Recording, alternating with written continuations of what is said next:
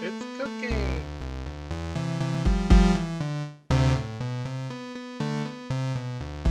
So wow. Hey everybody, here's another episode on making one of my basic dishes. So again, not a whole conceptualized dish, but the basics on something that you can use as a side or whatever you think it would make the most sense. So I'm going over how to make fries and chips. So I love to make these from scratch. It's nothing better than doing it at home versus getting it like fast food or at a restaurant, especially if you get it to go or something like that. It's really soggy by the time you get it home. Having a toaster oven helps with reheating those, or even in a pan. I haven't done that yet, but I hear it works out pretty good. But I'm going to show you how to kind of prep the potatoes to fry them up. So we'll go ahead and cut over to the overhead view, and then we'll split it so you can see how we cut these.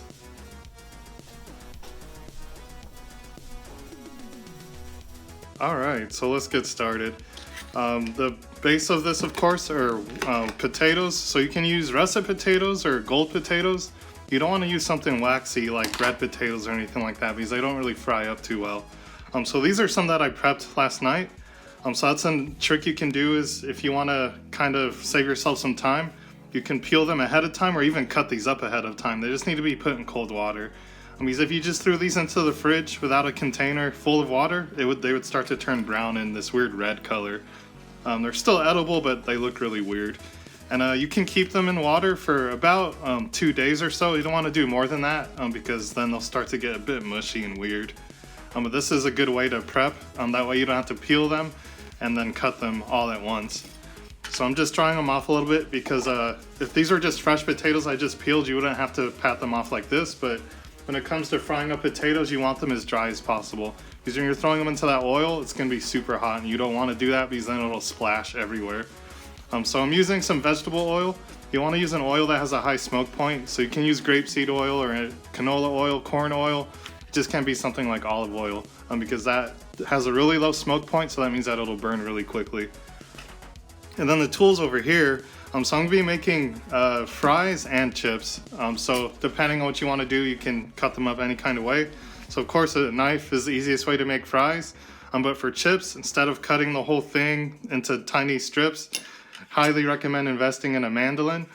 These are super useful. You see there that there's 1, 2, 3 on the thickness. One is thinner. You can kind of see what you do is you slide it in here and it cuts it into chips for you.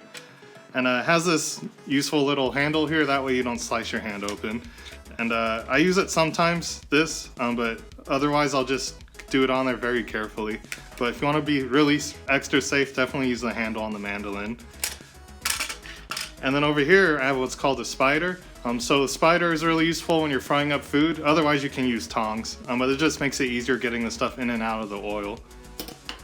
So I'm going to start off with cutting some chips here. I'm going to use the smaller potatoes here since those would be super tiny fries if I did it without that. I'm just going to do it straight into the bowl here. So I'm going to do probably 2 thickness. You could do 1 for super thin chips. The problem I have with doing it super thin is that as you put them in the oil, you have to do it carefully or they'll end up clumping together. So I'm just going to go ahead and do this. And depending on how you like your chips or your fries, you don't even have to peel them. They're just as good with the skin on. Personally, I like it with the skin, but for the sake of this video, I wanted to show you how most people seem to like it is with no skin there. So you see I'm getting close to the bottom here, and this is when you have to be careful. So this is when you could use this to get as close as you can. You see there it has that chunk in there. A trick I have is once you get to that weird little nub there, you can just use another potato or something to push it through. We'll do the same thing here. You want to be careful, there's no rush here, especially if you're not using the guard because you don't want to end up slicing your hand there. Same thing with this, just kind of push it in there. And it's okay to have little weird sized ones. That's what makes it nice about being homemade. So you see here we have the nice decently sized chips. So I'm going to kind of put those to the side here. And now I'm going to go over the fries. So you have the whole potato here, it's kind of round. It's kind of hard to keep it stable. What I like to do is cut it in half. And you'll notice I don't have the best knife techniques. At the end of the day, it's all about keeping yourself safe. It's really sticky. You see how much starch is coming off of it? Ooh, look how sticky that is. It's really weird. But I cut it in half, that way it's stable and you can cut it into slices there. So what I like to do is use my thumb, or another technique is to put your knuckle in the front. That way you're not chopping your fingertips there. But you just want to get it into the size that you want. I'm going to make these kind of as thin as possible. You see there, you just want to cut them into these strips here. So now we have these starting to look a little bit like fries, but what I like to do is get a few of them stacked up. And then like the little ones like this, you can just cut these by themselves. You see, you already got them going. If you're doing a bunch of potatoes, what you want to do is put them into cold water again so it doesn't discolor. But since I only have 2 potatoes, it'll be really quick. They won't start to turn brown too quick on me. But again, put your knuckle out so you're not cutting it, and just cut your fries here. So you see, it's super easy. So I'll go ahead and fast forward through this here. Alright, so we got those fries here. I'll actually separate them out because I'm going to cook these separately. They cook at different times. So while I was doing this, the oil's already heating up on the stove. So I'll go ahead and switch over to there so we can see how we cook these up. Alright, so this oil, you want to make sure it's nice and hot. You can kind of see it starts getting waves on it, and it gives off a light smoke, not super smoky. You want to keep it at probably medium-high heat. And you see, I have this pot. You want to do about 2 inches or so worth of oil, depending on the size of pot you have. Of course, if it's a smaller pot, it would be less oil. You just don't want it too high up, because when you throw in potatoes in here, it bubbles up. So you want to be really careful with that. So I'm going to do the fries first. So if you have a spider, it makes this a lot easier. But essentially what you want to do is kind of make sure that they're split up. That way they're not clumping together too much, and then load them in there really gently. And then you can throw them in there with your hands, but you just got to be super careful. This just makes it a lot easier. And the same thing with tongs. You could just put them up. Just make sure you split them up with your hands as you load them up. That way they don't stick together. And you want to try and do them as close together in batches as you can. And remember, when you put in this oil, the temperature is going to drop a bit. So you know it's ready as soon as it's doing that. If you're not seeing the oil smoking, or you throw something in it and it's not bubbling, that means it's not hot enough yet. You want to just load that in there carefully. And you see, that's why it's important to have the oil pretty low in the pot, because it bubbles up. That's all that water escaping from the potatoes. I'm just loading up the next batch here. I want to do it as quick as we can, that way they all cook at the same time. Just load it up. And then what I like to do is just kind of break it up a little bit, that way none of them are sticking together. See, you got one here.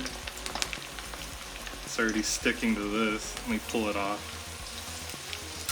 So in terms of cooking, you have a few different options here. You could just leave it in there and let it become golden brown, or you could let it cook for maybe 3-4 minutes, pull it out, and that's what we call blanching, and then let the oil heat up again and throw them back in, and that makes them even more crispy. So for these, I'll actually do the blanching method so you can kind of see how that's done. But we'll go ahead and let this fast forward.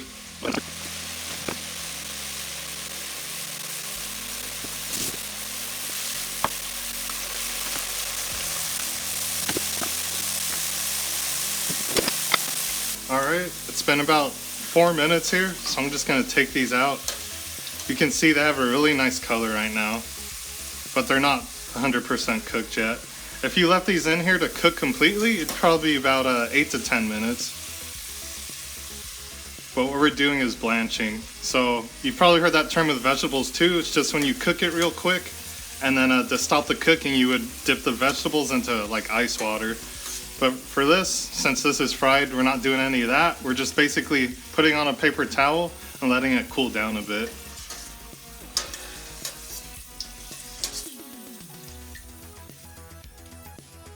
But because I'm showing you fries and chips, while these are cooling down on this paper towel, I'm going to throw in the chips so you can see how those are done. And the way we're going to cook the chips, it's just going to be cooking it all the way through, so not taking them out to blanch them. So you can kind of see the difference. Blanching is a little bit more effort, but with the chips cooking all the way through, it's a lot easier. And another technique you can do is, you see I put these in water because remember, if you don't, they'll start to oxidize and turn a weird brown red color. If you do this, you can see the starch starts coming off of it, and that makes it even more crispy. So we have a few different ways to make any of the fried potatoes extra crispy. So I'm gonna go ahead and drain these. Alright, so these have been drained. Use a paper towel to kind of dry up any more water. You want to be super careful when you're dealing with water and hot oil because it'll cause it to splash back at you. You definitely don't want that. So you see there, these are pretty dry now. So same thing, I'm going to load them up into the spider here. And what I like to do is like kind of do one at a time. That way they don't stick together. So you could either do that into the spider or straight into the oil. But again, you got to be super careful when you do it into the oil. So I'll kind of show you how to do both. So I'm going to load these up into there. And it's important when you're going between batches to let the oil kind of heat up again. So here, just start throwing them in. You want to be careful. Don't do it too high up because it'll splash. Just kind of keep your hand close to the oil there.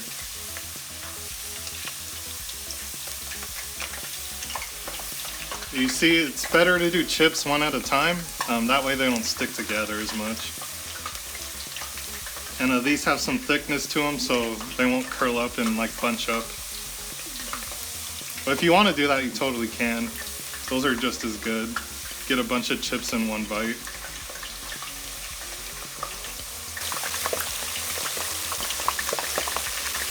Alright, so we'll just want to let these cook. And remember, we're going to do this all the way through.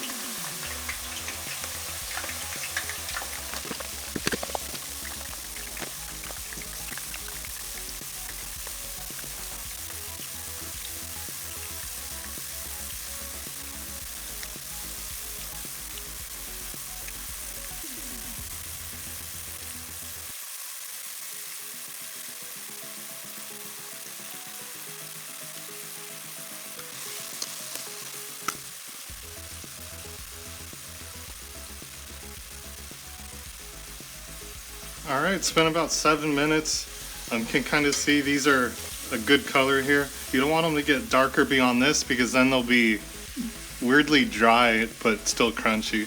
So this is just the right amount. For my chips, I like them to have, when they're this thick, to have a little bit of softness in the middle. That's why it's really important when you're doing these to try to get the thickness the same across all of them. That way they cook at the same time. So this has some crunchier, smaller pieces, but some of the nicer big pieces. And then while it's still hot, we want to season these here. So I'll go ahead and cut over to that. So we got these in a colander with paper towel, but you can use a bowl or anything. I just like this because it has a handle and it's easier to toss it. But seasoning while they're still hot is really important. Now you want to use a paper towel to get some of the grease off of it. You don't want it to be disgusting greasiness. I mean, fried food's a treat, but you don't want it to be too overboard. So I like to use Lawry seasoning salt and then some pepper here. That's all you need, but of course you can make it any kind of way you want. So just a little bit here. You just want to shake it, that way it gets over everything. You just need just a little bit of this.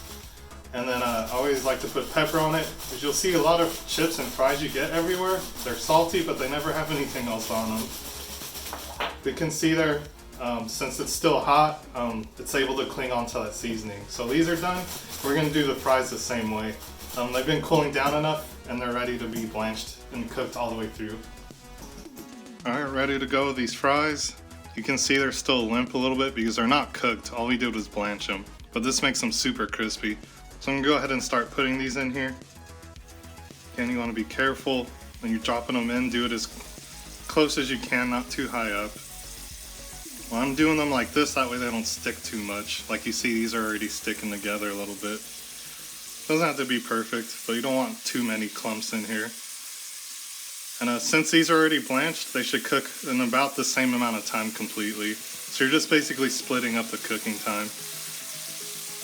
And another note is, since this is so little, this cooks pretty quick. But of course, the more that you have in here, the longer it'll take to cook. So both those chips and these, it was about 8 minutes. And the more you cook these, you'll kind of know when they're done. But starting out, it's definitely worth timing it. But you see here, they're turning brown really quick, so I gotta work a little bit faster here. But you can tell these are going to be super crispy.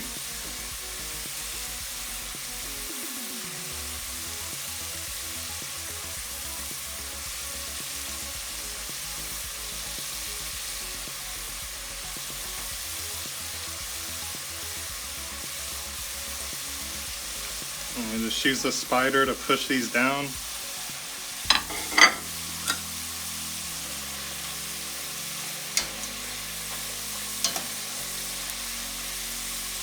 I'm gonna lower the heat a little bit. These are browning really quick. It'll probably only take 3 minutes.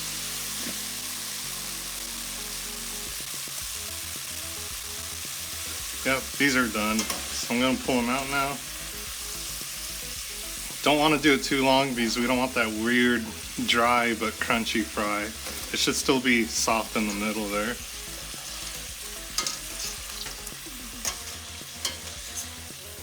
You see here blanching them, they have a darker color but they're even crispier.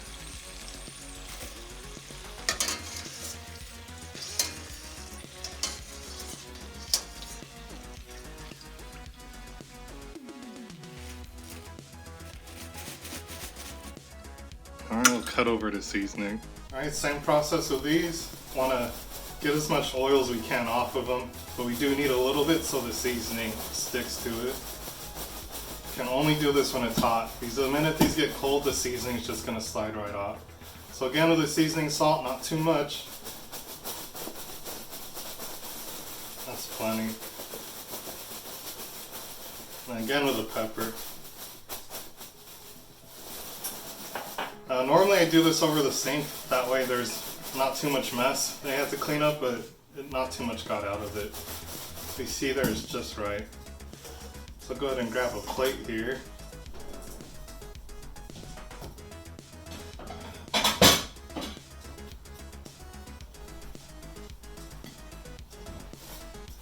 Take some fries over here. So this is the best side for so many things.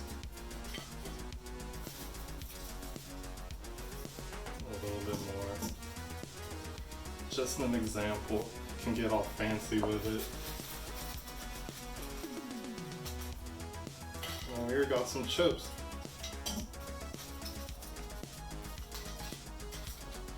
So there you have it. Absolutely stunning fresh French fries and chips.